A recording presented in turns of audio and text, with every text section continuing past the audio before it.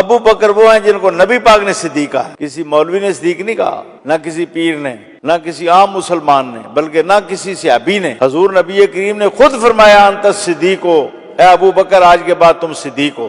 ابو بکر صدیق مرہ میں جا کے نبی پاک سے ملتے ہیں۔ دو بھائی تھے، ایک کلاب اور ایک تیم۔ کلاب کی اولاد سے نبی پاک ہیں صلی اللہ علیہ وآلہ وسلم، اور تیم کی اولاد سے حضرت ابو بکر ہیں، دو سگے بھائی ہیں۔ اس لیے حضور قریشی ہیں، ابو بکر صدیق بھی قریشی ہیں۔ ابو بکر کا نام عبد الکعبہ تھا زمانہ جاہلیت میں، لیکن حضور نبی کریم نے عبداللہ نام رکھا آپ کا، نبی پاک نے صلی اللہ علیہ وآلہ۔